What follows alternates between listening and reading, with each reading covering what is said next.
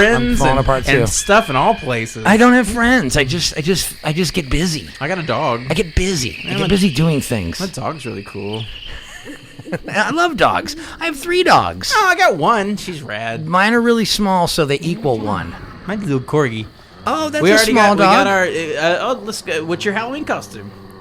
I am going to be David Bowie from Life on Mars video. Okay. You know the sweet, Ziggy? baby blue Gucci suits with the red hair. Oh yeah. I'm dyeing my hair this Friday. All right. Nice. I'm gonna spike it. Nice. I'm gonna somehow have a mullet. Between now and Friday, I'll have a mullet. You can totally get that. I know. If you just think really hard, your hair will grow. 100%. 100%. Yeah, I have mine. And my dog. My dog's is easy. What are you going to be? I can't tell because... Why? Because the whole thing about the costume is I talk a lot. And... That's fine. The costume, if I can good get for the away show. with not talking at all the entire night of the costume, then people are like, oh, there's a mysterious person over here. Gotcha. Bang the mic around it again. It's doing that thing. There we go. Check. God. Only the best at KOHS. I just keep begging. Can we please fundraise in October? Can we please? I've done that before, but you know what? It's like the 2 people that listen, they're just like... We did it at KXLU in LA every October. It was a big... We called it the fundraiser with a Razor A-R-Z. Isn't that clever? Fun. That's very clever. But we would have bands like members of bands, I should say, like Anthony Kiedis used to always drop like $10,000. Name drop. I name dropped. Not on my show. Name drop. Not on my show. Other people's show. Definitely not mine. But Flea would give a lot of money, and then some guys from Guns N' Roses would give money because apparently.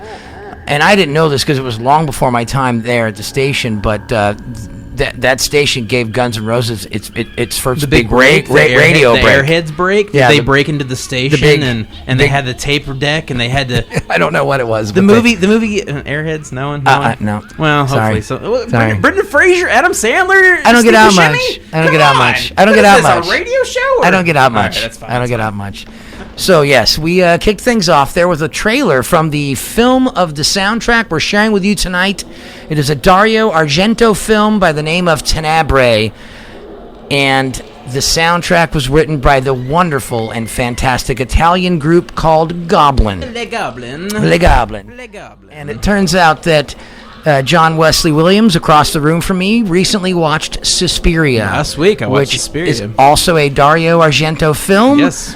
And the soundtrack is by Goblin. His colors in that film are ridiculous. It's amazing. They're big R word. Yeah. Big R word. They're ridiculous. I started the movie. I watched this YouTuber called Dead Meat, and what he does, he takes horror films and horror genre films and does kill counts at the end. But he dissects the movie as it goes along. So is it like Mystery Science Theater, but he does kill counts at the end instead of making jokes the entire time? It's about 10 minutes. Okay. So he just breaks down pivotal points and where the kills are and how cool the kills are. Okay. It's really well produced. Dead Meat, James A. Janice, check him out. I know he's listening tonight because he's no, but he's got a lot of. He followers. might be. We have thousands of listeners on this show. Yeah, he's got like 10 million subs though. We don't have that. Yeah. That's the second time I've heard that. So that's the thing. You say subs. Well, subscribers to YouTube. Subs, yeah. But you say subs. Subs. I mean, yeah. Come on, I'm a millennial. You got to shorten that up a bit. You're a millennial? 34. Yeah, 34 is millennial. When were you born? 85. 81's the cutoff. You're not a millennial. No, I am. Oh, my jacket fell. 81's the cutoff. Yeah, 81's when it begins. X. Yeah. I'm Gen X. I'm the millennial that takes it back. We're taking it back, okay? We're taking it back from all these Tide Pods and all the riff-raff that's hanging out on the street. All the goofy millennials? Yeah, I'm going to put my jacket over there. You're having a hard time with that jacket. It gets warm in here because I like to close the door and keep it. That's why you have some balonies to make it a little bit cooler on yourself. I try to bring it in so that we feel alone in here. We don't have. God, this microphone too. Look at that. Welcome to the club, dude. Oh God, Zach, I love you, buddy. 666, dude. But let's fix it. Come on, station manager Zach. Anyway, we have a very exciting show for you tonight. Not only are we going to be experiencing Goblin's soundtrack to Tenebrae, which is also called Tenebrae. It came out in 1982. We are also going to explore 4 select serial killers that self-proclaimed professional serial killer historian you over gave here. me that title. I just enjoy them. You're not- I think they're very cool, but not in a cool way of being like killing. I don't condone their actions, but just the psyche. Right. I condone the psyche. I don't even condone the psyche. But that's a weird thing to say. Clearly never been on my show because we exaggerate everything on it's this fine. show. It's supposed to be that way. Welcome to my world. I exaggerate everything. That is really bad tonight. It's worse than it usually is. Probably hitting it that hard wouldn't be that bad. I'll just touch it. Yeah, there you go. Don't touch it. Don't touch it. Not gonna even We'll look survive. at it. Not even look at it. Let's, if you don't mind, I've taken my notes. So they haven't changed since you sent me earlier, right? Yeah, you lead me on, and I will start the story. I will do it. Tonight we're gonna explore a few of these, and I've got a thing. I made a thing, so let's see if it works. It should work. Carl Panzram, did I say that right? You very much said Carl Panzram correct. All right, we are going to listen to the hit. Apparently, this guy was a real a-hole. We got Carl. Did he not? He also loved a-holes. He loved them quite a bit. Oh, okay, wow. And then, of course, one of my favorites, the co-ed killer himself, Edmund Kemper. Yep. The Kemp. You Kemp dog. You have a personal relationship with him. I wish I did. And no, then, I of don't. course, Edward Theodore Gein or Gein? Edward Emil Gein. Sorry, Gein. Gein, okay. Ed Gein. Now, this is the Butcher of Plainfield. Was this the same guy that after they caught him, they took his corpse and toured it around the country? Or is that a different guy? That's a different guy completely. Okay, different guy. Different guy completely. No, Ed Gein, they caught him, and he was very okay with being caught. He was ready. You may know Ed Gein's work from the notorious nipple belt. Everyone knows the nipple belt. Wow, I don't know the nipple belt. We'll get on with the nipple belt. Okay, we're going to hear about the nipple belt in a little while. That's exciting. Maybe we can save that one for the 10 o'clock hour. It's gruesome. And then, of course, this one, the expert across from me dug this one out. Katherine Knight. I have a weird crush on her. I don't know why. I do not know why. Wow. She is not my... Well, she is my type in She's the your redhead type. sense, but the domineering, very independent... Well, not independent at all. She actually relied a lot on emotional crutches. Katherine Knight. I don't know what to say about her, except I will say some stuff about her. You are going to say a lot about her. She's an interesting gal. Well, then maybe we should kick it off with her. Yeah, if you want to. I'm cool with any of them. That's what we're going to do. We're going to do that, but first we're going to let you know a couple things. We got to do a couple of show notes. If you're good with kicking it off with her, we don't have to. 100%. I'm lining this up. You had some affinity there. How we go. I saw a little sparkle in your eye when I brought her name up. Katherine Knight, man. And she's not a serial killer, but let's go with it. Yes, she's not a serial killer, but Jesus Christ. I read all about her today, and I was like, wow, that's a good one. Dug that one out of the coffin. A couple of show notes. Todd's obviously not here. He's in Orlando, or as we've communally named it, Borlando. Is he at SeaWorld? Please tell me he's not at SeaWorld. He's at SeaWorld because he supports the capturing of large animals and displaying them off. Just watch Big Fish. It's a horror movie unto itself. Blackfish. Big Fish.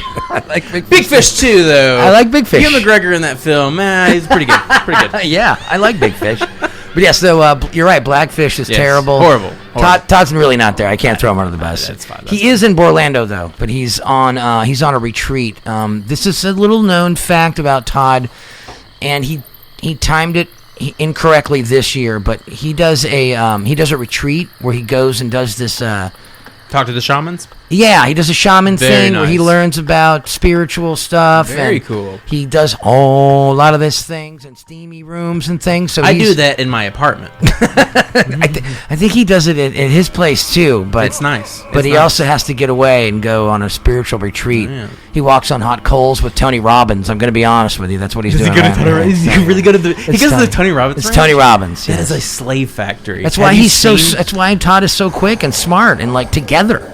I could talk about Tony Robbins as a serial killer as well if you want to get into that. I gotta be honest. Illuminati. I love Tony Robbins. You do? From afar. I can tell you some damaging things that'll hurt Tony Robbins. I'm sure there are damaging things. Well, do you know him personally? Do you know things I need to know? There's a good documentary you should watch on YouTube. Just type in Tony Robbins doc. I'm sure to pop in with the first 2 or 3 things on YouTube. Was it on Netflix? I doubt it. Was it I'm Not Your Savior?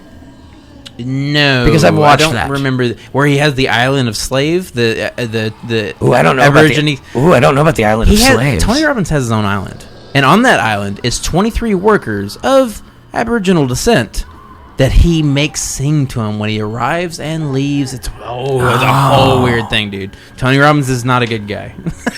Maybe he's not. He's a 9-foot-tall giant looking to eat the heads of his slaves. That's what he's doing. Oh, God.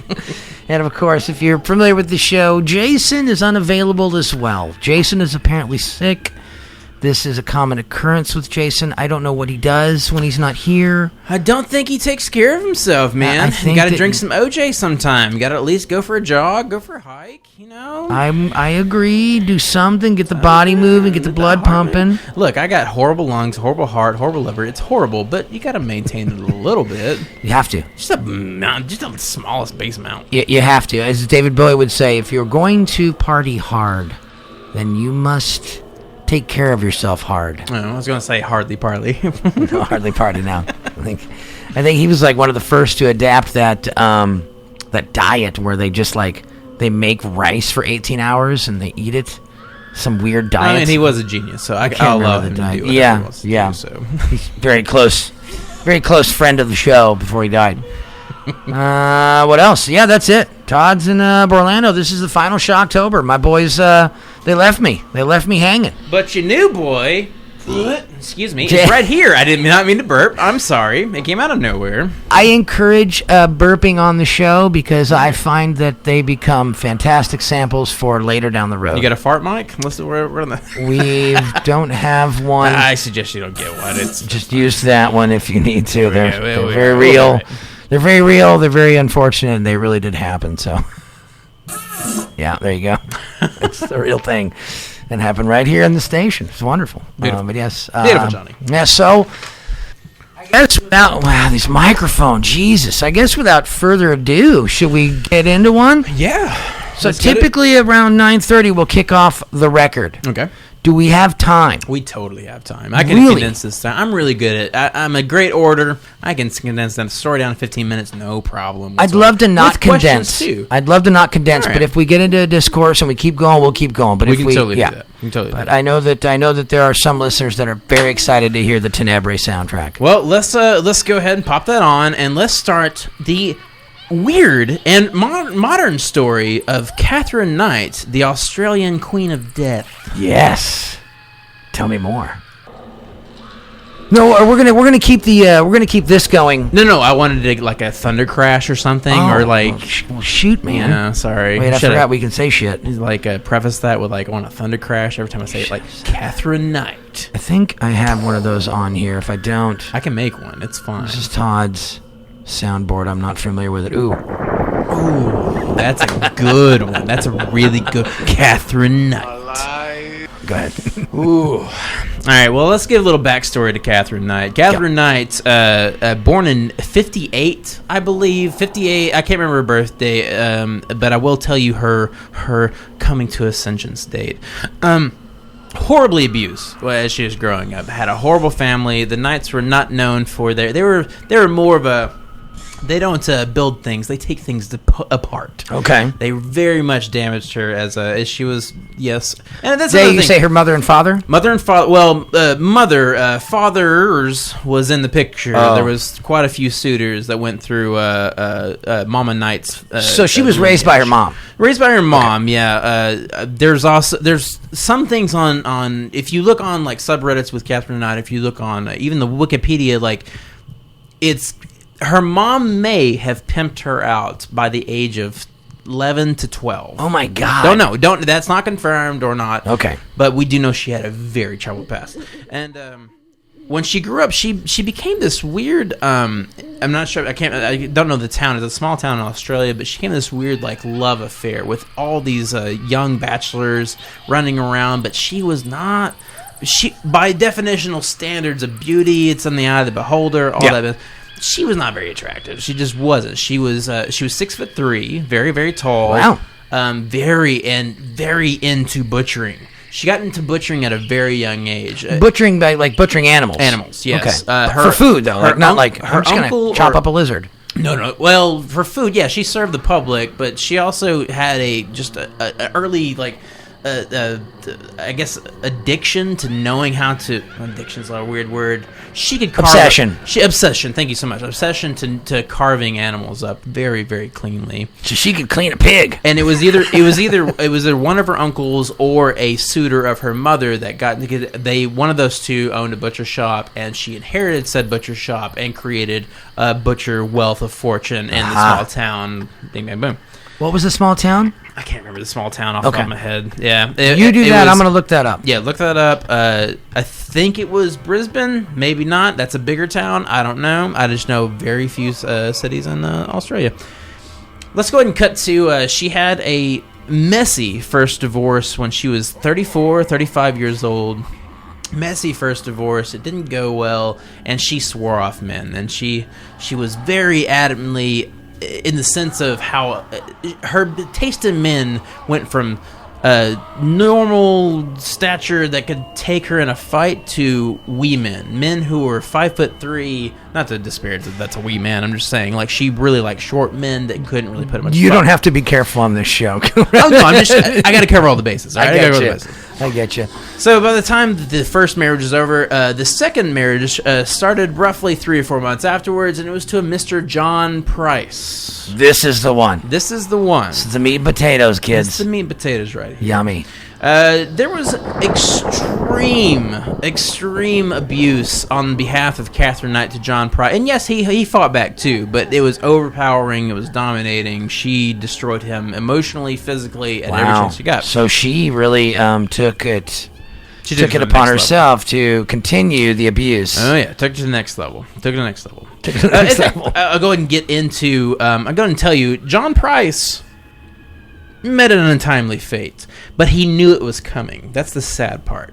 That's how abusive this relationship is. Again, if anyone's abused out their relationship, check out your little hotlines. I don't have the number off my hand, but it's a thing. Go to your abuse hotline. Go to your abuse hotlines. Get out of here.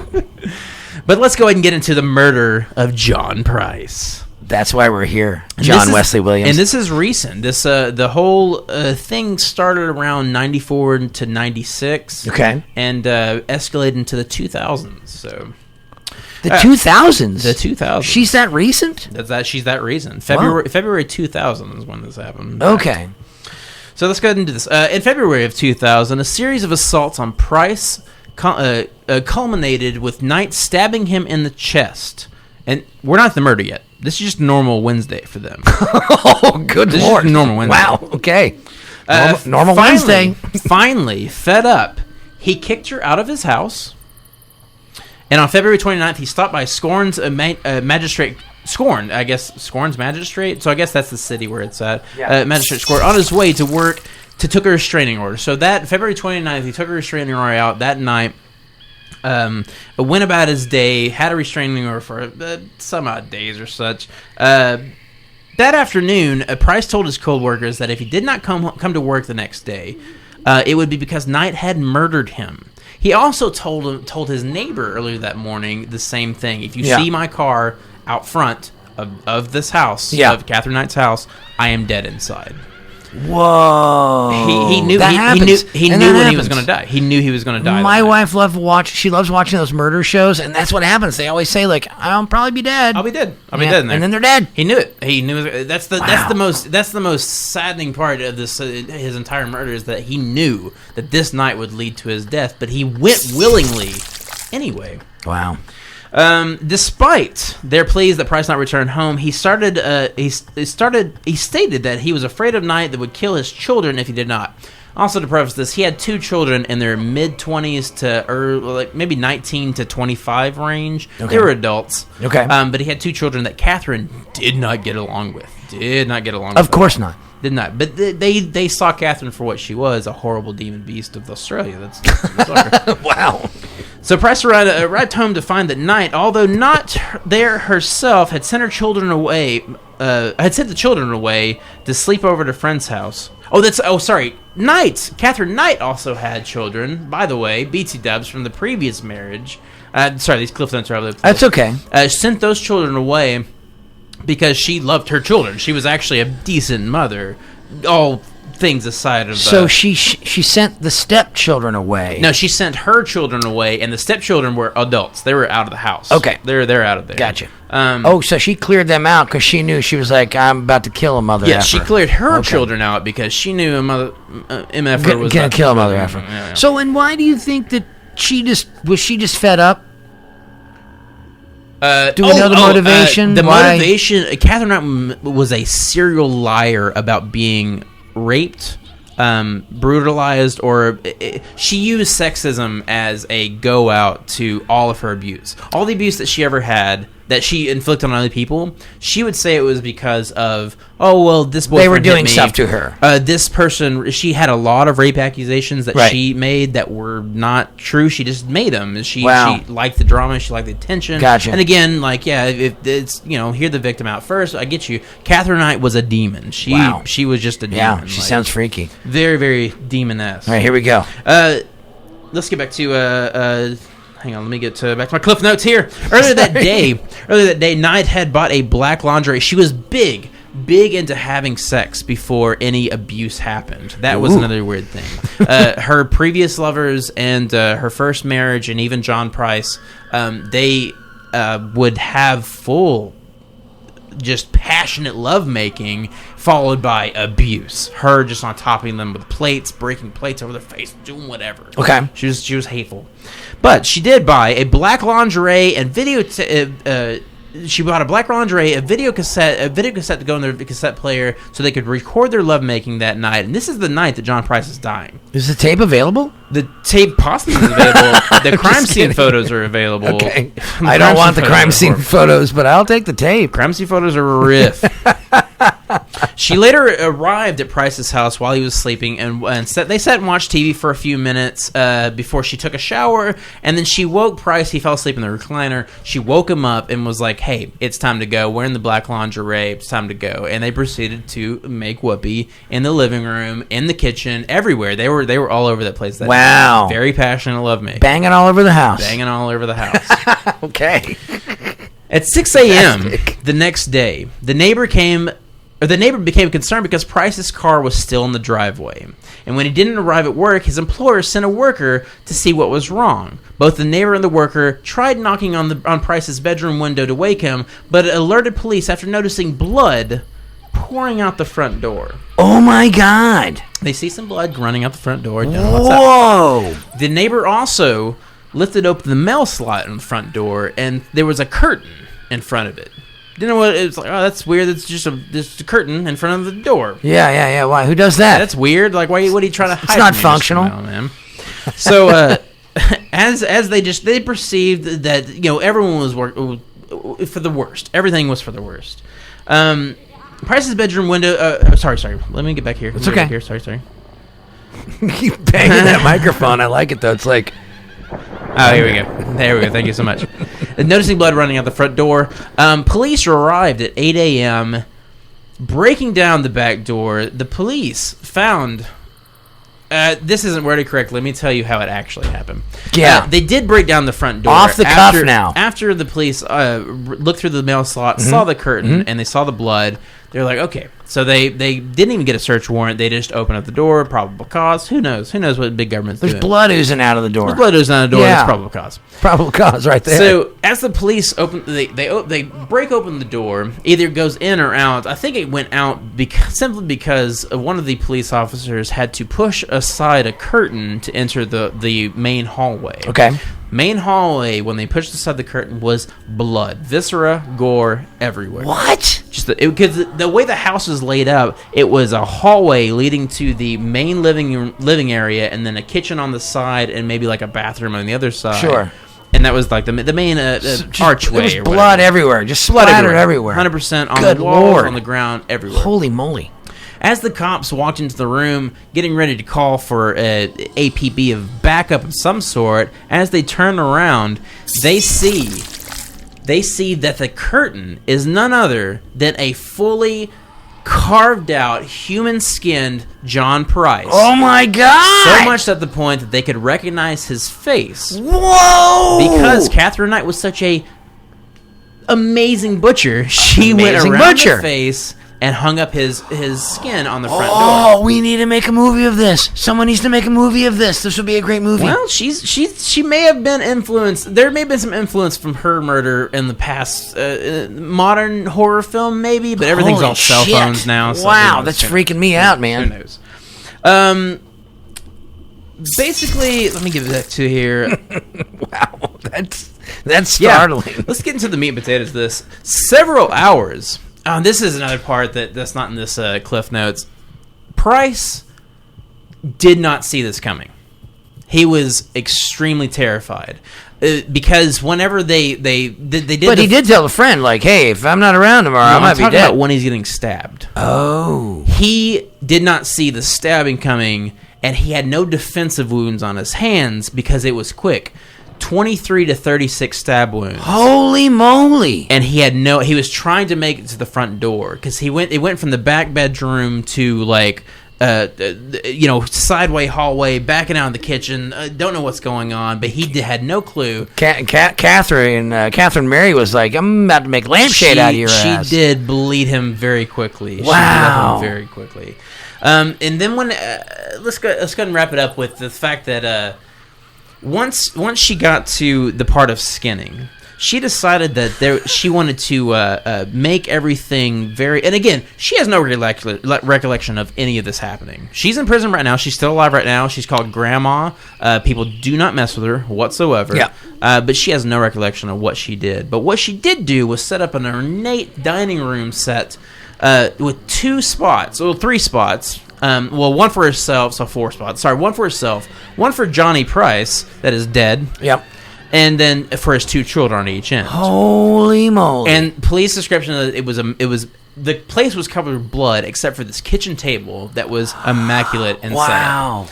What she had been doing is with the body, not the skin, but the body of John Price. She had chopped off his head, put it in a crock pot, and was boiling it. And she did this all in 13 hours' time. This is 13 hours of work. It's impressive butchery. She did this, yes, to skin someone, decapitate them, have their body still hang up with their skin next to it, and then serve a 3-course meal to himself of a person's head. Wow.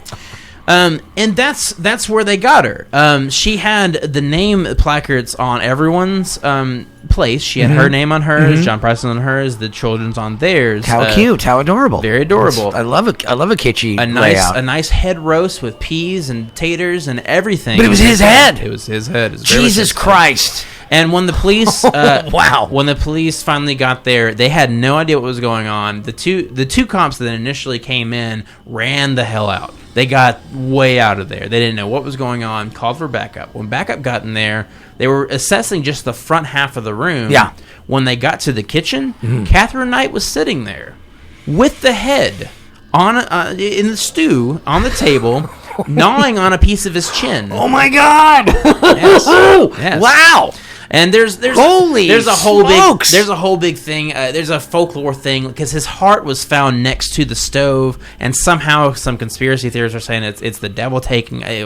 She was basting the heart. She was probably basting the heart. There's tons of things going on. Like she also she was a prime butcher. She got his liver. She got everything in there ready to go. I bet it was a juicy stew. I bet it was a delicious stew if it was not a human being. But yes, it scared me that you really were into that. But that is how the police saw her. She was sitting there and talking to herself, mumbling, chewing on a piece of John Prime's face. Wow. Yeah. John Prince, not John Prime. Prince. Sorry, John Prime's demise was not. No. He did lose his job. But, no. John Prime's still good. She's still good. That's great. But that is the murder of John Price by Katherine Knight. She's still alive. She was on I can't remember if she's the first woman on death row in Australia's history in like some odd years, but she is still alive. She's still kicking, and she is the most happiest she has ever been in her life. She has no recollection of that night whatsoever, and everyone calls her Grandma. Everyone's happy. She is completely content. She spends all of her day making birdhouses. If you type in Katherine Knight on YouTube, you'll find some docs about her. There's a great documentary on her. I'm sure we can find it. I think there was like a Dateline kind of thing. Okay, like a 2020. I'm watching this. I'm watching with like Lester Holt, one of those cool guys. It was like looking at a just a day's cow, just so content with where she is in life. Fascinating. That is bizarre. That is The Murder of John Prince by Katherine Knight. Wow, that's our first Shocktober serial killer story right there. I hope we're doing an okay job. We're doing the best we can. We're learning. What? Thank you. That was gold. No one likes that. Oh, thank you. No, I think that was very much gold. I loved every minute of it.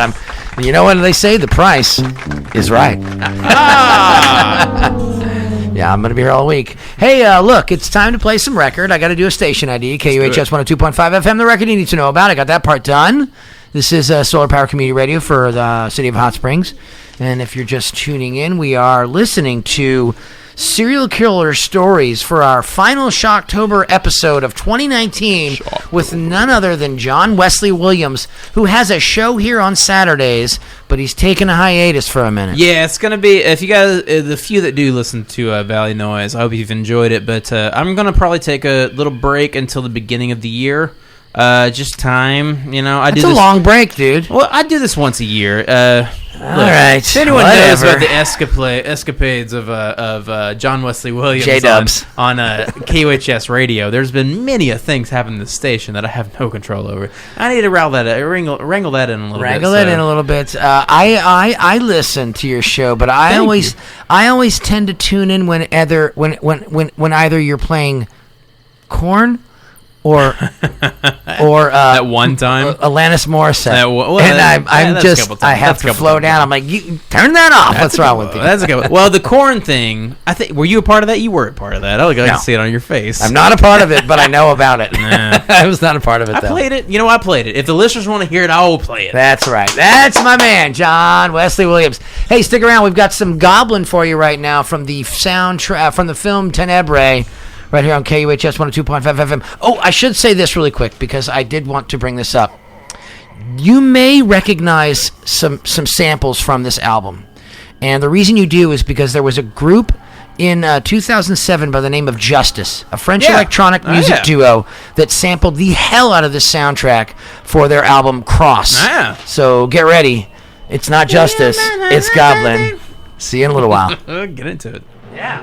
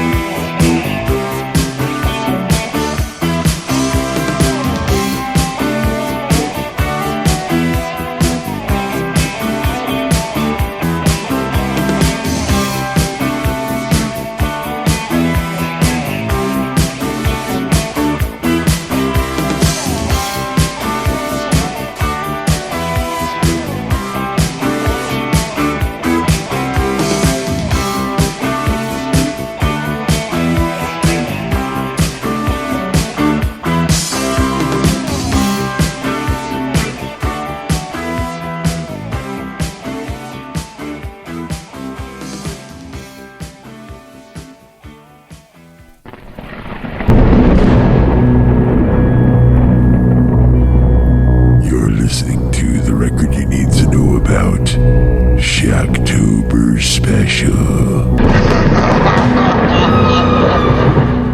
Yeah, that's right. Beautiful. Oh, you are listening to the record you need to know about Shocktober special number 4. This is the last one of the month. I'm so sad. I got to tell you, John Wesley Williams, I'm so sad. Yeah, are you? Yeah, Halloween is definitely my favorite holiday of all holidays. I celebrate it immensely. I think that it is the only holiday worth spending any money and 100%. effort and time 100%. into. Divvy out your spirit souls to it. Give all your gemstones to it. All the rituals. Gemstones. You know what I mean? Gemstones. I don't know what you mean. I mean, the spiritual gemstones that you have to collect on yourself and like imbue power to, and then like some kind of Wiccan goddess. I don't know. Wow. What the hell is that all about? What are you talking about? I was Wiccan raised goddess? by hippies and always date the cults, so I don't know. Okay. Is there a heavy cult thing happening in Hot Springs? Because I am I call them the Covenant, but no, they're not a cult. I'm much like Ron Reagan Jr. I'm an unapologetic atheist. Yeah, there you go. I don't buy any of the garbage. I think it's all a bunch of nonsense. Atheism is such a boring thing. It's not exciting. I'm borderline atheist Satanist. I don't Oh, really no, know. I know about Satanists. Well, I mean, Do you know that hell and Satan were one of the driving factors for me to become an atheist? oh, really? Yeah. Really? Yeah. Yeah. I can tell you my actual divergence from That and faith. tithing. It was. It all became a bunch of BS. Until I was the age of like 12. I remember losing my faith at maybe 13. I was 12, 13 when I was 14. Lost the full faith. I was 14. And it was because I got baptized in a lake. And the experience that I was At 14? that I was supposed 13. Oh, wow. Okay. I was Southern Baptist. Come on. I was raised Catholic, so The experience I was I'm not from here either. I'm not from the South. There's plenty of Catholics here, but there I'm are. Southern Baptist. No, the experience left me with such a gross taste in my mouth that I Lake water. yeah, You had lake water. in give your or mouth. take, give or take. It's gross. Give or take. Whoa. That's a lot to unpack. No. It was essentially someone telling me that once you are saved and you're bathed in the light of Christ, Sure. You will see, when you close your eyes, you will see nothing but white, sparkling white. And after I got baptized and quote unquote saved, I didn't see that. And then, but I was already on the fence anyway. Like I was raised in a Sure. pretty secular home, Sure. but it was Southern Baptist heavy, whatever. And, I like to thank my mom for her open-mindedness to lead me to new pursuits of education myself. Sure. Sure. All right, that's Shut up, moms. Moms are cool, man. My mom was good with me making the flip.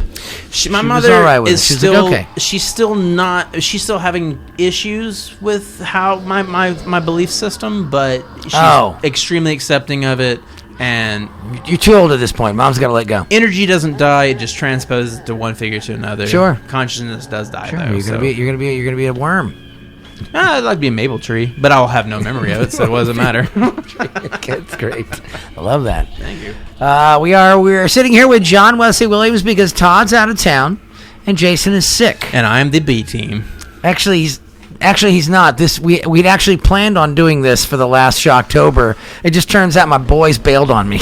What a bunch of boys. Collectively, they bailed on me. What a bunch of boys. Because we don't think that far in advance. We just all of a sudden wake up when they go, "Oh, I'm not going to be at the show, by the way." Yeah, also, when can you harness down the energy that is myself? So. Right. I don't think we could have done this with everyone in the room. We could have. Oh, we could have. Well, we'll try it again. I'm the energy vampire. I would suck the energy out of you so No. hard. You can't do that to this. Not this here radio show. Hey, look, it is time to get back into another one of our fantastic serial killer exposés. I'd love to hear about Edward Theodore Gein. Edward Theodore Gein. Gein, the butcher of Plainfield. Yes. Plainfield, New Mexico? Believe Plainfield, New Mexico? Yes. Yeah. Look at me. But he was also... No, Plainfield, Wisconsin. Sorry. No. Sorry. If you ever want a cannibalistic, really horrible American socio-psychopath, it's all out of Wisconsin. Wisconsin has three main ones. Always. Yeah, well, I mean, Dahmer, Gein, and there's a third one. Who's the third one? I can't remember. There's a third one out of Wisconsin. It's not BTK, is it? No. BTK. BTK is Maine. He's New England. That's Okay. not Wisconsin. There's you just John figured Wayne it. Gacy. Figured it. Gacy. I think Gacy It maybe is in Gacy. Wisconsin. Yep, he might have been. You're right. Maybe in Iowa though, because he wasn't. Either way, they're very, check out the third. They're one. all very They're churchy. very church. They are very churchy. Nudge, yes. nudge, wink, wink, Wink, from your wink. unapologetic atheist over here. I like Matt Dillahunty. What's good? Behavioral disorder. Let's hear all about Ed All right. Gein. Let's get into it. If anyone doesn't know Ed Gein, where have you been? You've been living under a rock. If you know any of the Texas Chainsaw Massacre series, that was based off of Ed Gein. Really? 100% Leatherface. Freaking microphone. Leatherface was a adaptation of Ed Gein. A very weird adaptation because Ed Gein was very quiet and to himself, and he just loved beans and pork in cans. He loved them. Very flashy. Ed Gein's mother, here we go. I'm just going to get a synopsis. Get in the synopsis. Let's go. Edward Theodore Gein, born August 27, 1906 in Plainfield, Wisconsin, died January 26 of 1984. Died of old age, by the way. Totally content with this whole situation. In jail in Madison, Wisconsin. His gruesome crimes gained worldwide notoriety and inspired numerous books and horror films. Ergo, Texas Chainsaw Massacre, Jason Voorhees. That was all Ed Gein. Well, wow. Jason Voorhees had elements of Ed Gein, and Freddy Krueger also did as well. But Ed Gein was such a simpleton. He was such a simple dude. Such a simple guy. Here we go. Ed Gein endured a difficult childhood. His father was an alcoholic, and his mother was very abusive towards him. But he held his mother in such high regards. He used to say in fact, I'm going to jump ahead. When he got caught, they found his mother's room in immaculate condition. I'll get to that a little bit later, but he did hold his mother as there's no other angelic thing on this planet, but she was extremely abusive to him. Oh, wow. Okay. Gein nevertheless idolized her, and the fact the parent concerned his older brother Henry, who occasionally confronted her in Gein's presence. But he did not like that. He didn't like Henry. He didn't get along with his father or his brother in any sense of the word. It was Ed Gein and Mama Gein. That was it. Wow. In his world. In 1944, let's get past that. We'll go ahead and get to when Gein attracted attention of the police in 1957 when a hardware store owner named Bernice Worden went missing. Gein had been seen with her shortly. Sorry, Bernice, not Bernice. Bernice Woodron. I'm messing this up all over the place. Don't worry about it. It's okay. Take your time. It's these balonies. Take your time. Gein had been seen with her shortly before her disappearance, and when law enforcement officially visited his farm, they found her body. What? Not only did they find her body, they found she had been fatally shot and decapitated and strung up in his barn. Her straight up arms and legs spin out, cuts all over her body, decapitated head, and there was a lot of decapitated heads around that place. Subsequently, examinations of the homes show that he had systematically robbed graves and collected body parts, which he used to make household items, clothing, and masks. Ed Gein had a beautiful bodysuit, 2 or 3 bodysuits that he would wear around his home. And again, this home, when his mother died, she left him the homestead. She left him the home. Everything. He just had to maintain the farm, which he did relatively well. He didn't really make a profit, but he was financially wealthy just because he had a lot of land to work with. He's a little slightly retarded because he wanted to kill people all the time. He was very slow, yes. He was a very pragmatic character. Okay. But when his mother died, the house went into disarray, mainly because of Gein's obsession with digging up corpses, digging up body parts, and collecting a few live body parts while he was at it. Wow.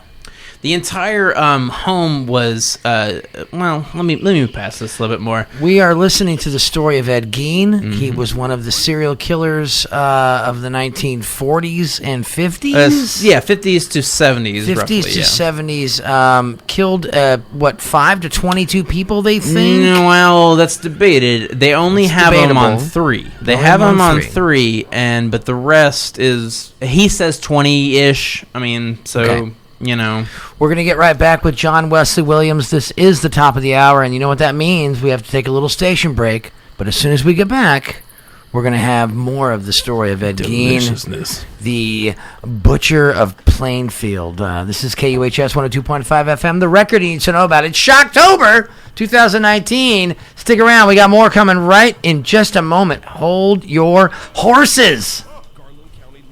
Underwrites. Open 7 days a week, GC Library has activities for kids, teens, and adults like storytime, gaming, book clubs, movies, genealogy, and live music. In addition to books, newspapers, magazines, and reference materials, GC Library has ebooks, audiobooks, movies, manuals, and music available in person or online with your card.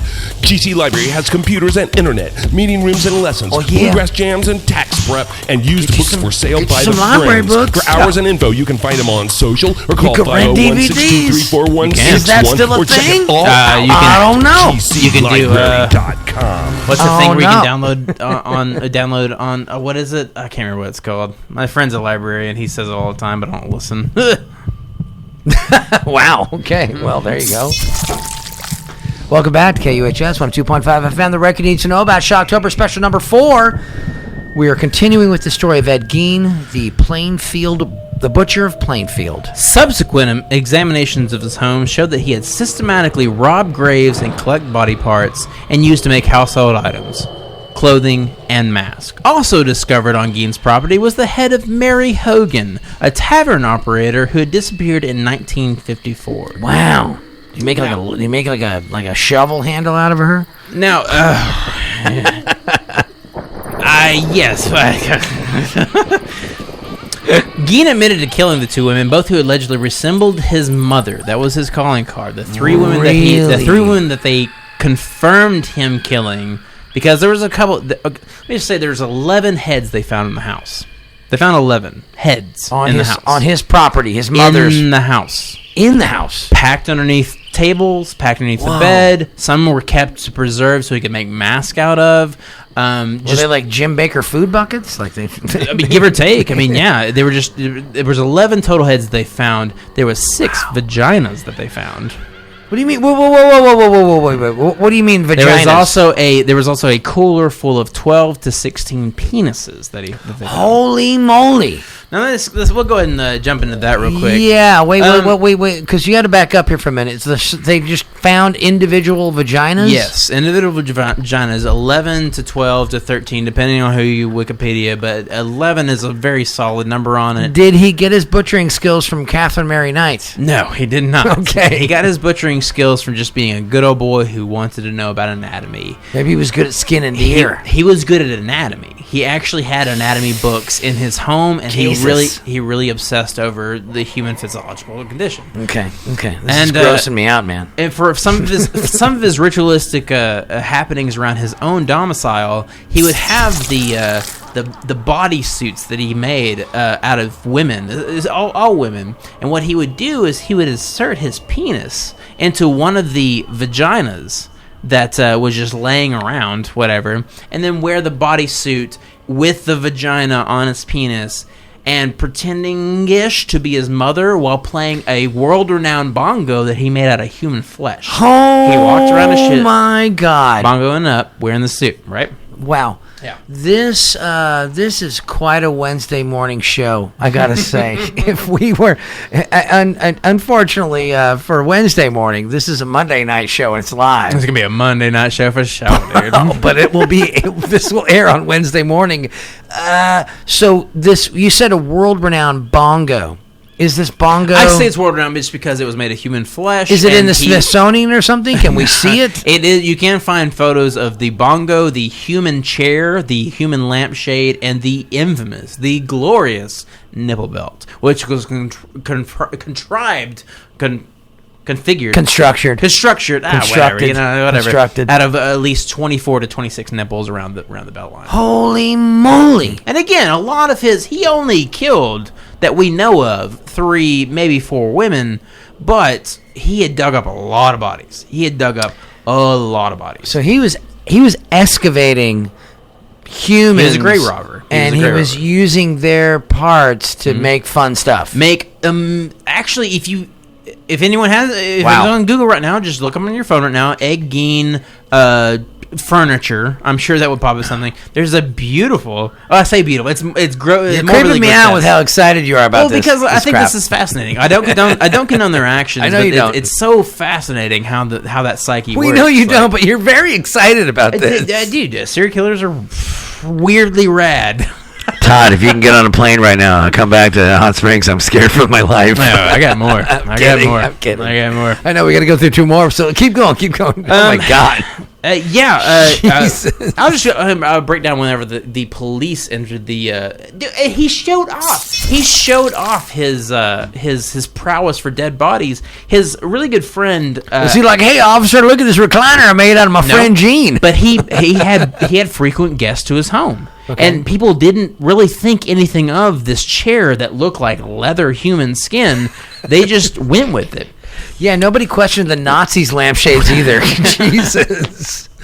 But hell yourself. But no, he had a friend over, and I can't remember the friend's name. It was a very close personal friend that ended up turning on him. Well, the friend actually is the one who turned on him, who turned in. Oh, turned him in. Okay. But didn't turn him in until years down after Ed Gein had pulled out 2 severed heads, and Ed Gein was a Vietnam vet. He served in Vietnam. Really? Very much. And wait a minute, the dates of him are 54 to. Oh yes, he would have been in his 20s. He was very much a Vietnam vet. Yeah. Yeah. Okay. No. Yeah. But he had a good time in Vietnam. He told his 2. Well, we can was he an ear necklace guy? We should also get to Henry Harold, which is the first American mass shooter.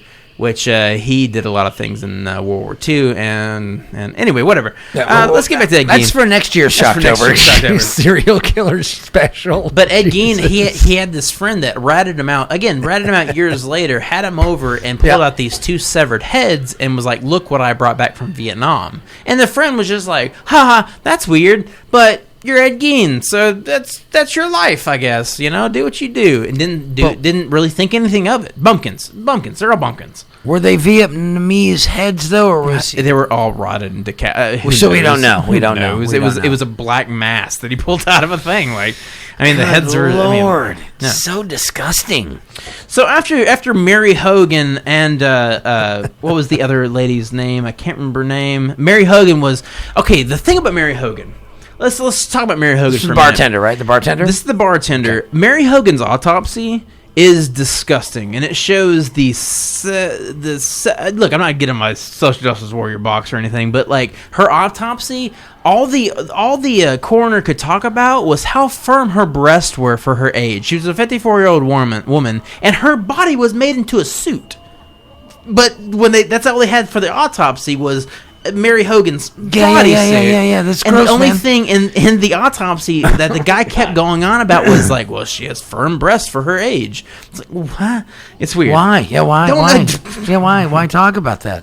But she was one of his human suits that he would wear. Very much, yeah. But she was also the last victim. She was the last victim, and her head was found in a sack on a pike. Well, it was covered by a satchel, but it was on a pike, as if Ed Gein was going to get ready to make her face to a mask, but he never got around to it. That was the last victim. So would he just put this suit on and dance around to face Bob Wills and the Texas Playboy? Just woo, it's time to party. You can see these images online. I don't want to. You can.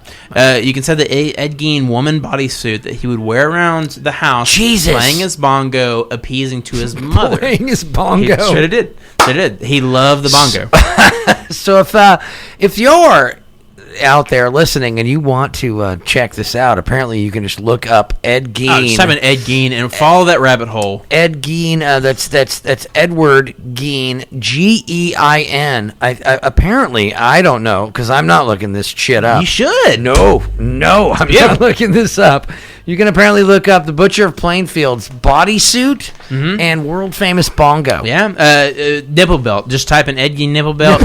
Follow that rabbit hole. That's his most well. That's actually in a museum setting. The nipple belt. It needs to be. And the lampshade and the chair. Those 3 items are in a actual museum somewhere. And why do you think that he needed to do this? What was going on in Ed Gein's head? His infatuation with his this is my theory. His infatuation with his mother, because all of his victims, whether they were buried, now the penises thing, when he dug up men, that didn't make much sense outside of he just needed spare parts. I mean, honestly, I don't really know. Are the nipples on the belt men and women, or are they all women? We don't know.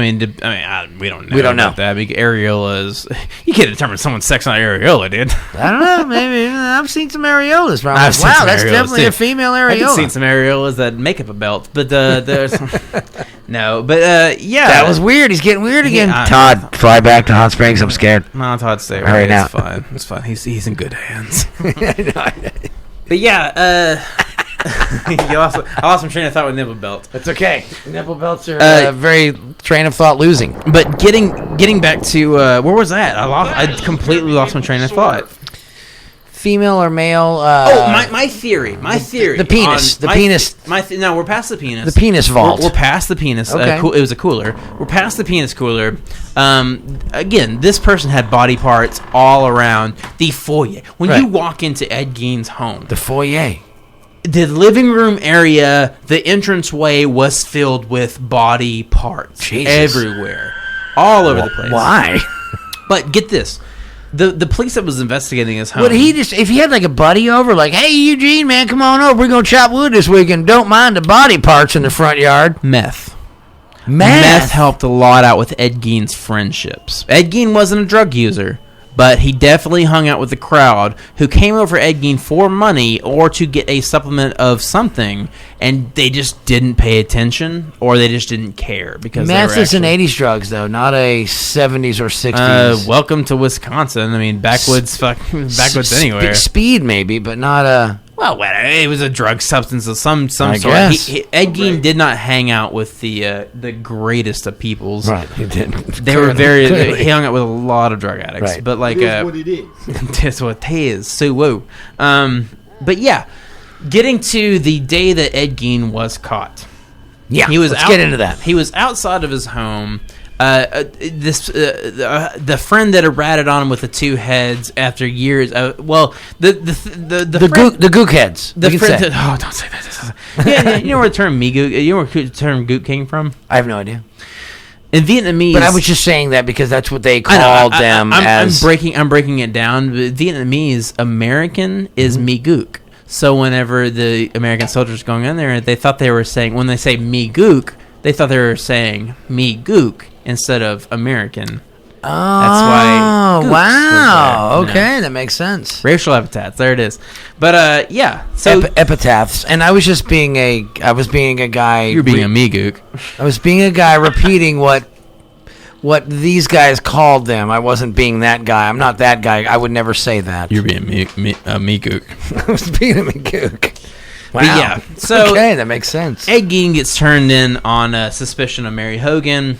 Mm-hmm. Cut to police coming into his home, walking into the home, seeing this macabre of just human parts almost everywhere. And again, like, he stopped having people. Once his psychosis finally broke, he stopped having people over because there was mounds. That's all he ate was pork and beans out of cans. Pork and beans everywhere. So police walk into this home. How did he have he had a good figure. How did he keep that up with pork and beans the whole time?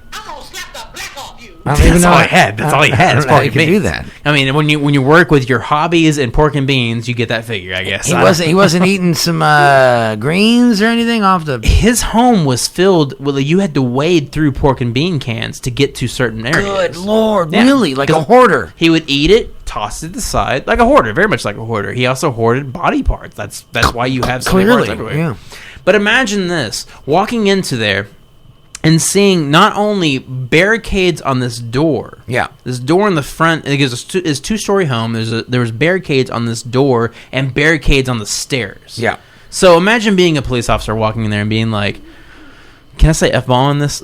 Can we say F-bombs yet? You can. I'll just edit it out for Wednesday. It's fine. No, I'm not going to. You can say F-er, though, imagine or mother F-ing. Walking into this home, seeing this viscera and macabre and pork and bean cans, and then seeing a door that's boarded up. Like, what's behind? What the F is in that door? What the flipping cup is behind that door? There you go. Shut the front door. And so, upon like Rochambeau or flipping a coin, one of the officers pried open the door. Yeah, and it was a pristine condition of his mother's room when she died. Jesus. 100% clean outside of like dust and cobwebs. He had not entered the room in 13, 14 years. He's just been creating this macabre. And upstairs the same way. Upstairs was almost spotless outside of dust. Everything was meticulously in its same place. This guy was he was messed up. There was something wrong in his brain. His mother, he constantly said his mother, she was too good to live in this world. Just way too good to live in this world. She's an angel. Way too good. Even though he went through years of abuse with her. She's an angel, man. Too good to live in this world, man. I'm telling you right now. Come on now. Oh, it was sort of like that. Yeah, it sounds like it. He admitted openly. He even like he surmised he was wondering why it took someone so long because he had a 20-year streak on this. It wasn't a couple of days. Yeah. This dude had a long streak going on. He was an artist. He was actually pure artist. He was. I mean, sounds like it. He learned crocheting from his mother. He learned knitting from his mother. He learned the tapestry that was. Did he knit the nipple belt together? It's all him. It's all him. The chair is one you should really look at. The chair is comprised of 4 to 5 people, maybe. Really? Maybe. A chair? Yeah, it's a chair. And the lampshade the same way, too. Would he sit in the chair, like hang out, like I'm in my chair, I'm going to smoke a cigarette in my chair? You got some Google right there? No, we can look it up. You don't have the I can't. right there? I can't. That scares me. You know the hard drive right there? You know that? It scares me. But eventually, Ed Gein... He was put on trial. He was found guilty of killing only Woodron, only Mary. The first one. The bartender. The one before the bartender. Sorry, Woodron. Oh, where's her name at? I can't remember her first name. Either way, that's the only one that he pled guilty to. He was deemed unfit for trial and confined to various psychiatric institutions over the course of 10 years. In 1968, he was determined he could precipitate in his own defense. He was put on trial. He was found guilty of killing only Woodron, reportedly due to financial reasons. He could not prosecute for the other murder. The state couldn't prosecute for that. Right. And then he lived out his days in prison. But what about the nipple belt in the chair and the lampshades? I mean, how are you gonna cross check all the? He dug up at least 70 corpses. This is nightmarish, man. Yeah, this is nightmarish. Yeah. I'm glad we saved Ed Gein for 10 to 10:15. Mm-hmm. Let's play some Goblin. I need to take a break. I can't deal with this anymore. All right. Holy moly. We'll do Carl Panzram to end off the show. Screw you guys. I'm on vacation. Who are we going to do next? Panzram. One of my favorites. God, we're about to go off the air. Now we got to call on that. Go ahead and pop it on. I will. I'll pop it on. Hey, caller, we're about to get out of here because I can't deal with this crap anymore. What's your name? Where are you calling from? Hey, this is Jerome. I was calling in, just wanted to tell you that's Norman Bates and Buffalo Bill. Thank you. All right. Well, yeah, it was Buffalo Bill. Ed Gein was based off Buffalo Bill and You still there, Colin? Well, he got excited. He hung That's up. hilarious. They did 2 fictional characters that was based off of Ed Gein. Right. He knew it. Norman Bates was freaking guy knew it. Norman Bates was very much based off of Ed Gein. So you're right. Right on the money. Way to go, Jerome. Hey, way to go, Jerome. All right, cool. Screw you guys. I'm on vacation. Time to play some more music. This is KUHS 102.5 FM. The record you need to know about Shocktober special number 4. It's the one and only final Shocktober of 2019 with our lovely special guest, John Wesley Williams. Thank you. He is a serial killer specialist. Jesus I don't Christ. need known for this. I don't know if I can do the next two. Well, here we go. Here we go. Yeah, we'll see you in a little while. I don't know.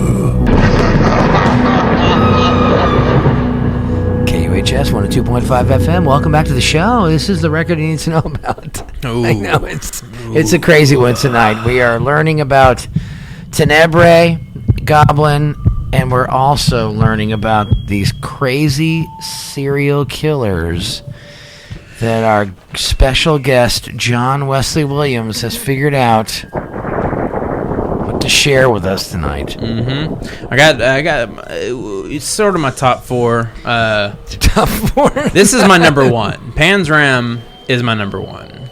Carl or Charles or Carl many different names. He had multiple names. If you look him up on Wikipedia, he had multiple names. He also worked for the U.S. government for a while, and there's that. And then there's that, Donald Trump. Anyway, I didn't know. Prototype? I think maybe. Is this mic on? Did I say that out loud? Dorita McFuckface? I mean, sorry. It's okay. Hold on. I will. You edit it in post. I got that in post for Wednesday morning. Don't you worry about a thing. Do the timestamp on it. 10:30 a.m. It's gone. Carl Panzram. That's who we're about to get into. This guy was exceptionally evil and dangerous. Very, very evil. Carl Panzram is the epitome of human evil. The bottom of where you can get to, where a human can be as evil as they can. Hitler, Stalin, all those, Pol Pot, all those don't hold a comparison because that's politics involved, and they were subjugating other people to do their will. Panzram did his own will. Okay, he did his own killing, very much so. You're gonna break into it? Let's just break into it. Yeah, right? dive in, John Wesley Williams. By the way, we are listening to stories of serial killers from John Wesley Williams, who has a show here on Saturdays called Valley Noise. Get into it. That's his big hook line. That is my hook line. I know. 3 years I've been doing this. You've been doing this for 3 years too. 4 years. Well, I was the third show. So yeah, I've been doing it for 4 years. Have I been doing it for 4 years? It's 4 years. Oh god, it's 4. Isn't that awesome? God. It's great. No, don't even trip on it. It's awesome. It's great. It's fine. 4 years is fantastic. Oh, it's great. We've been making a party. Oh, it's been a party. Keep it a party. Is your show crazy? Am I missing out? You're missing out on. It used to be very wackadoo. There was a show where I killed a goat one night. Did you actually kill a goat, or did you do a radio play? You want me to tell you the story? Because a lot of people heard it on air. In fact, I don't want to name drop. Did you get in trouble? There's, sort of, yes. You did? You actually killed a goat on the radio show? Oh, no, not on the radio show. Because now I'm really jealous, because I would totally kill a goat on the show. The night involved me killing a goat for humane reasons. I didn't do it out of malice. The vet would not come to my mother. My mother used to raise goats. Okay. My mom did too? Yeah, well, the vet apparently wouldn't make a night house call at 9 p.m. Okay. So me in a very inebriated state decided to take matters into my own hand. It was a breech birth. It was bad. You do what you have to do. And I cried a lot afterwards, so it was a lot of empathy involved, a lot of sympathy involved in the situation. Yeah, I understand. But the night in particular, I had an ex at the time that caused drama, and I lit the mics on as the drama happened. Wonderful. Yeah, until I mean, we've had fist fights in here. We've had full-on brawls. Yep. We've had rap battles where there were people spitting stuff all over, and yeah, you didn't have any personal of your own air. Anyway, let's get into Carl Panzram. Wow, okay. It got deep, and I like that. Oh, it gets deep, dude. I want to bring you back, man, for more deepness. Well, let's talk about Carl Panzram. Carl Panzram was an American serial killer, rapist, and burglar who was the mastermind behind hideous crimes conducted during the early 1900s. He was born to a middle-class family who treated him like garbage. Just treat him like garbage. Okay. His first crime spree come of age of a criminal mastermind when he was 12 years old. He robbed a local convenience store. I read this on Wikipedia. Yeah. Go ahead. He robbed a local convenience store and robbed the revolver that was behind the convenience store counter, which is later played into a situation that involves his grandparents. Right. He was after he was caught robbing said place. He was sent to military training school in Minnesota State. But during that training process, all it did was make Panzram reaffirm his notion that crime is delicious, that he loved it. And also, Carl Panzram was very, very tortured as a child, very molested as a child. He was through the gamut. Again, most serial killers that you see has a psychosexual atmosphere behind them. They do. They all seem to be either raped or something happened. All serial killers have a form of BTK, Son of Sam. They all have a form of sexual sadomasochism that followed their pre-teen and early adolescent years. And why do you think that is? Why does that happen to people? The sexual abuse? Yeah, and why does that happen? Because people are shit sometimes. Can we not make that go away? Well, I mean, we're primates, we're animals. I mean, that just happens. I mean, it's happened throughout the eons. It will continue to happen. I think it should go away.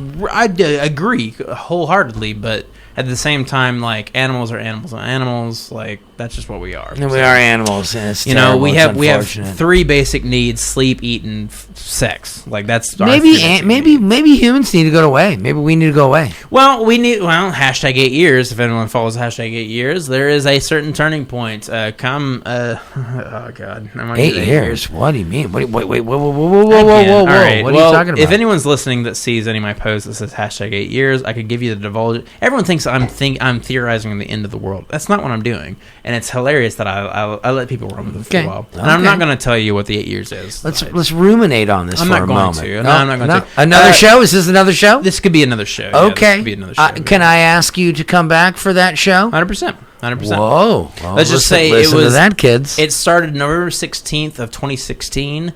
It was hashtag 10 years, and now we're on our 8-year mark. We're closing up on the 7-year mark.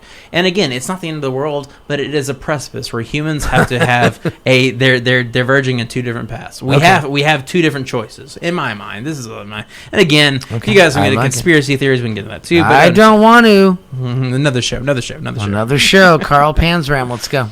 Panzram, a victim of rape and sexual abuse. Panzram's criminal activities multiplied ever since he was a young child.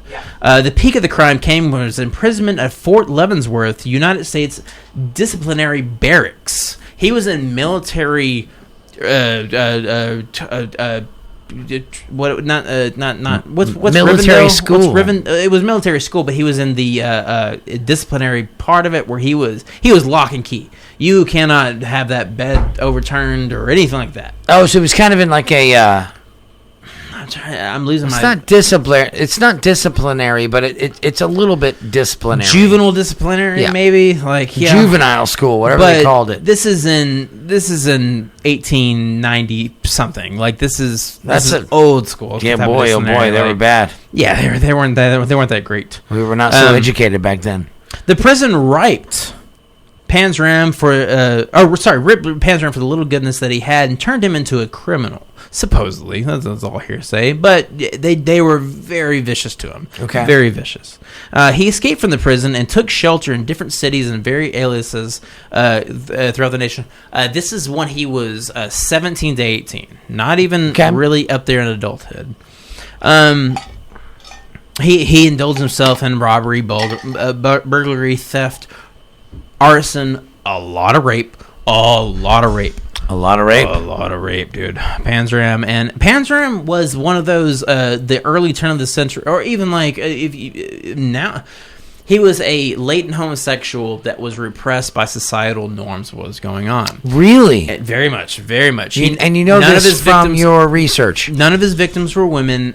He only sodomized young men. Really? And men. Okay, interesting. Yeah, and again, like he thought that sodomy was a gift given to him so he could give to the masses. Wow. That was his thing. This guy's a creepo. Oh, he was not good. Not that butt sex is bad. I'm just saying that. He's a creepo. Forceful butt sex. But no, he very much indulged himself into sodomy. I just want to say, I never thought I'd ever say, not that butt sex is bad.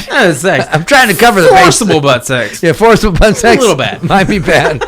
Much like forcible vagina sex, probably not It's healthy. all bad. Forcible anything's Anything rough. forcible is bad. But forcible sodomy is really not cool. Especially if you're a dude. Just saying. Upon A heterosexual dude, that is. Go ahead. Panzram had so many writings about how he was going to kill the populace of plenty places. I believe it was Salt Lake City, maybe. I don't know the towns that he specifically pointed out, but he was going to poison the well waters with arsenic. He was going to kill everyone. Panzram wanted to kill one of his famous quote of Panzram: "I wish the world had but one neck so I could squeeze it all." Dang. What's wrong? He was so angry. He hated humanity. Angry. Hated humanity. He wanted every human dead. All right, now, this is coming from an atheist, but is this someone who is like possessed by some sort of evil conjuring that they can't control? No, but he did have a faith base. Let's just say that. Okay. He had a faith base. Now, Christianity, sure, we could say that. He did believe in a higher power, but he thought that he was the conduit for that higher power to exchange death upon the land. So he was essentially a devil worshiper or something. No. He was a God worshiper. He was a God worshiper. Well, God is he just a different interpretation of God. Sure. It's all the same. It's all If we were camera live tonight, how good this would be. It'd be really great. Well, let's just go on to Panzram's history. Move past his. I thought what we talked about. Okay, in 1907, Panzram enlisted to the U.S. Army. A year later, he was convicted of larceny and served a prison sentence of 2 years in Fort Leavenworth. Get back to the barracks thing. Again, at this point, he was 17 to 20 at least. Okay. He was in prison and worsened Panzram's mindset further because there was a thing at the barracks. He was in solitary confinement for 24 months. Okay. No persons. He had 1 hour outside of solitary confinement for 24 months. The rest of the time was in a cell that was 3 by 3 foot with him just going bonkers, just hanging out in there. On top of again, Panzram is 3 by 3. Does he have a place to sleep or? Well, I mean, make a duty it's solitary confinement. I don't know what the dimensions are, but it's not a lot. It's not a lot. 8 by 3, maybe. You got to at least lay down to make a duty. I'm sure 6 by 4, maybe. 6 by 4. You got to make a duty. Well, it's a big one. You got to make a duty. You have to make a duty now, but back then there wasn't any place to make a duty outside of the corner of your cell. Ew. We American profiteering off of injustice is so gross. It's pretty gross. It's gross. Pretty gross. Grossing me out here, J-Dubs. So he went on about his killing spree. Yep. Sorry. Let me get back to after he was released from jail, he continued his burglary and theft, and this is before the killings, before he really got into it. But this time he hated humans. He didn't like any of the government systems. He didn't like anything going on with humanity in general. And again, he thought he was a conduit that God was sending to spread sodomy, chaos, and destruction across the land. And you sure he wasn't just a result of the broken system that we have? I mean, that's now the beholder. I mean, economically and between him being sexually abused from the age of like 5 to 16. Right. I mean, that on top of being locked into a cell, on top of there's tons of factors that went into the evil that had created Carl Panzram. Right. Okay. But he didn't restrict himself to any particular state or city. He traveled far and wide. He did. He was a world traveler. He went overseas. Again, he I believe he fought in World War I. No, he didn't. No, I'm thinking of Harold Harris again. He loved death. World War II. No, he was Korean War. It was World War I. What year was he again? What years? Give me the years. Well, I can help you. World War II is 1945, and he was way before that. Because in 1915, he looted a house in Astoria, Oregon. While trying to sell the looted stuff, he was caught and imprisoned for another 7 years in Oregon State Penitentiary in Salem. While in Salem, he was disciplined several times, including 61 days in solitary. Sorry, 61 days, not 40, whatever, 20 something. I said 61 days in solitary confinement before his escape. However, he was recaptured and brought back to prison. In May of 1918, he escaped by sawing through some bars and traveled underneath the pseudonym of John O'Leary. Yes. To make himself unidentifiable. He shaved off his mustache. Last time we saw Carl Panzram was in the Northeast. And again, this is preceding the killings. Preceding, again, like, he disputes, like, because he says that there's 200 to 700 bodies that he tallied. Jesus. We only know, we have 20 confirmed, we have 200 suspicious. So. Wow. So, yeah. Let me get to the meat and potatoes here. Get to the meat and potatoes. This is way better than the last person with the nipple belt. To his, I can't even deal with the nipple belt anymore. To his after the rapes. I want to get to his mom. Oh no, I'm thinking of Kemper. No. Yeah, you're thinking of Kemper. I am thinking of Kemper. Yeah, throughout 1918 through like 1923, he sodomized little boys and men like it was going out of style. Jesus. He went on a thing where he would capture a man, and again, no women. He did not hurt women at all. He destroyed men. He sodomized and killed. Didn't he have a quote, a famous quote, or am I thinking of someone else? Well, he had a couple of famous quotes. Yeah. The hand around the neck of the world. His dying quote, we'll get to at the end. His dying quote is very delicious. But through 1915 through 1923, roughly 1,000 rape cases, sodomy with young men and young boys. 1,000? 1,000 plus. Holy moly! 1,000 plus. We don't know the actual number, but it was 1,000 plus. Okay. And what he would do with some of his victims, and again, the victims that they can't identify because there was no body, because not Kipper, but Panzram was extremely great at hiding bodies. Right. It was 100 years ago too. So super great at hiding bodies. Yeah. 100 years ago, factors in it too. More than 100 years. But what he would do with some of his victims is he would have them. He would get let's say 2 or 3 men, and have them bound, gagged, ready for torture, and telling them you're about to get your world rocked, okay?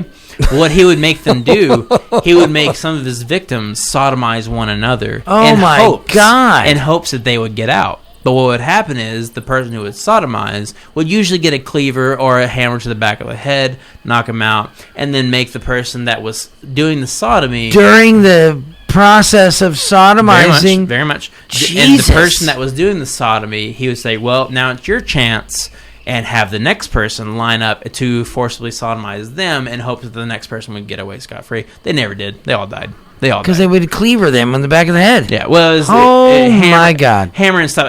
He waited till the act was finished as well. It's horrible.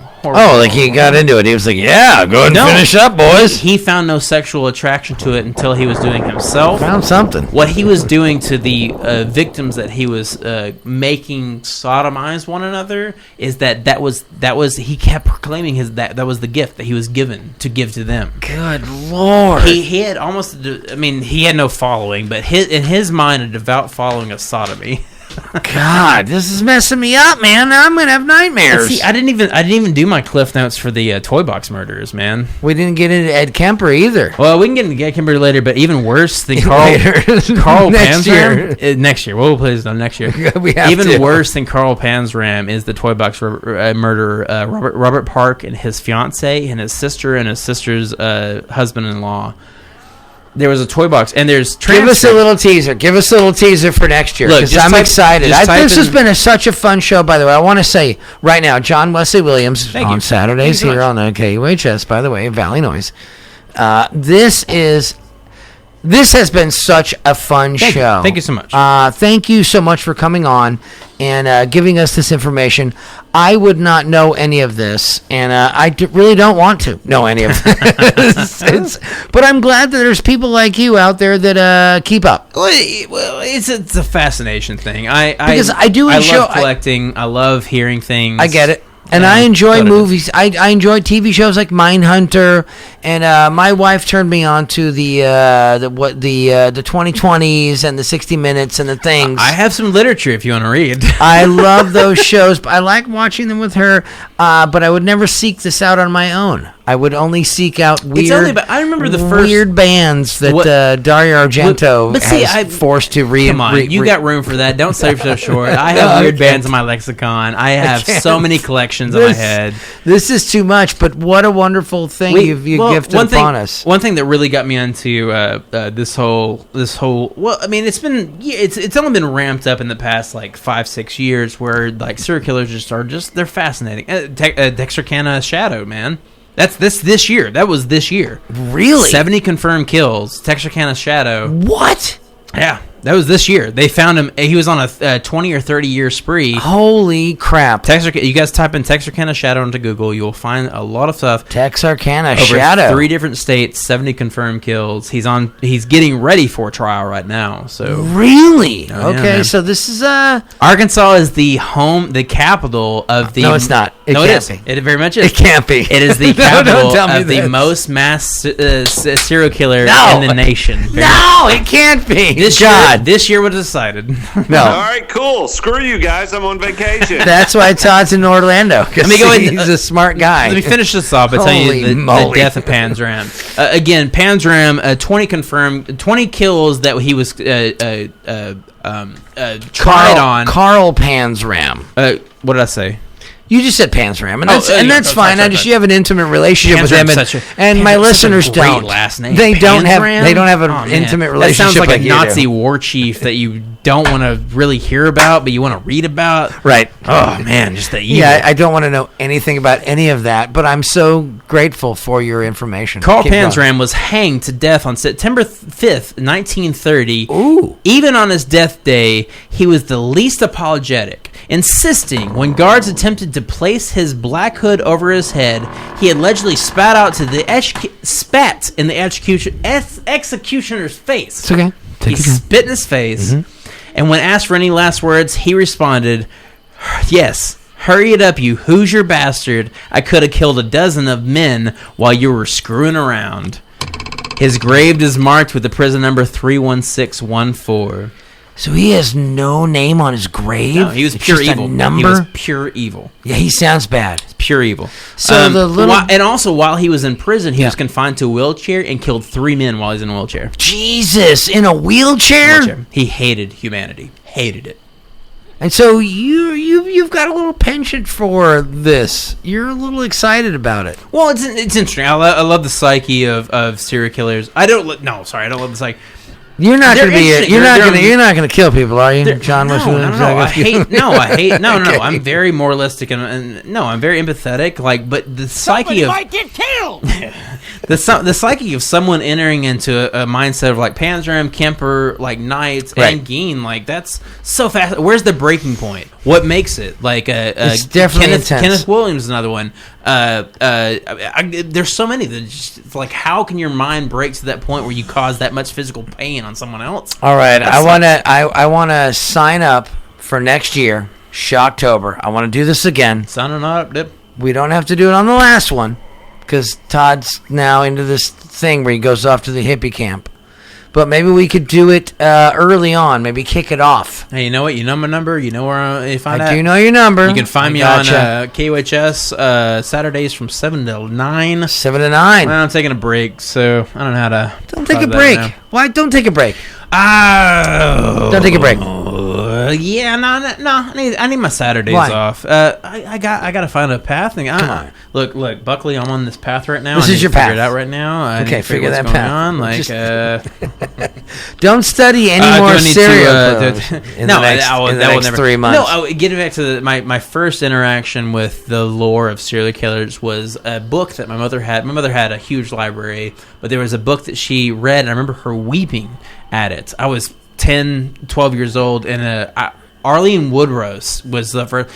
Most people may know Arlene Woodrose. You've dropped your mother on here a few times, and now you're making me nervous. Oh, shoot. I did drop my mother Yes, quite a few times. Well, look, being raised by a single mom. And even off the air. I was raised by a single mom, too, but I don't drop my mom on here all the time. I'm just saying. She really, I'm worried. She really opened some doors for me. I'm just saying. But you no, don't, you don't know where I live, do you? It was I don't, but I think we live next to one another. No. I'm so far away. I think we live next to one another. I'm that way. Oh yeah, I'm that way too. You're that way. Oh, I'm that way there. Jesus Christ! No, I don't mean to. But Todd, fly back. I'm scared. It's really Women Who Kill. It's a novel that came out in 1994, 1996, something like that. It had didn't they make a documentary about that on Netflix? Like Women Who Kill. They may There's have. the crazy bitch from. I'm sure they have. Yeah, they have. Arlene Woodrose was one that really stuck with me, and everyone knows her from Charlize Theron's portrayal. That's the one I was talking about. Yep, Arlene Woodrose. Women Who Kill. That's a documentary on Netflix. Women Who Kill. I'm sure. I mean, look, it's not just my fascination; it's everyone's fascination because, getting in the mind of a person who causes that much damage on humanity itself is gross. It's gross, but it's so fascinating. It's so out there. It is very fascinating, and it's very disturbing. And if the regular old scary movie doesn't get you, you need to go there. Oh, just go to your local library. Yeah. And go to the play Paramount. No, you can't play Paramount. I can play Thunder. Sweet. That worked. Go to the Garland County Library. I can't do that. Oh no, I can't do that. It's fine. What a fun show. Well, thank you. I hope you enjoyed it. I am. Are you kidding me? This has been more exciting than anything we've ever done. Yeah, I know. I've been, And I wish Todd were here for this, and I wish Jason were here for this, and this doesn't have to be suckers. This doesn't have to be an October thing. It does. This can be in any kind of. You're right, but also, it does. But next month we're gonna do something fun because I can't do this. If you can get into the occult, we can get into the occult, dude. I mean, what do you mean the occult? Like, tell me more. What do you mean the occult? Which part of it? I don't know. I mean, we can go to Illuminati, the Order of the Solar Temple. We can go. I mean, I can go down a lot of rabbit holes of the occult, dude. I know, but are you thoroughly invested in them? No. I think it's all bullshit. Partially. I think it's all bullshit. Okay. All the occult is bullshit. Give her. Yeah. Because see, I think the guy coming on after us, not Wednesday morning, who is Sonny, but the guy coming on after us on Monday night, Brian. I think he's and I love his show, by the way. Oh, Caldwell? Yeah, he does the occult. Absolutely love Radiopedia, and it's coming up in about 5 minutes. Love his show. Yeah. But I feel like he's spread thin. Like he spreads it. He believes it a little bit. Well, he probably believes it a little bit, but he spreads thin a little bit. Like he covers a lot of ground instead of just focusing on one thing. Yeah. Like this show, we focus on a record. That you need to know about. That you need to know about or need to know, depending on if you take humor in my bad grammar for the title of the show, which was intentional. By the way, it was intentional. Well, it was very intentional. Valley Noise is a really cool name for a show. It's a great name for a show. But yeah, so I think that some people can be a little spread thin. So if you're very focused. Yeah, I'm all about 100%. that, and I think you're very focused with the serial killer thing. Like it's your passion. Again, maybe it's your mom's fault. No. It could be your mom's fault. No, it's not my passion. It's one of many passions. How's your mom? Was your mom nice to you when you were a kid? Was she good? Oh, to you? yeah, amazing. Are you very sure? Very amazing. Yeah. You sound very obsessed. Like you're very into her. I love my mother. Take settle it easy. down there, Buckley. I think you may know my mom. You may do business with my mom. Let's settle down a little bit. Do I know your mom? You probably do. How? Yeah, a lot of people know my mom. My mother is very well known in the Hot Springs circle. I don't know your mom.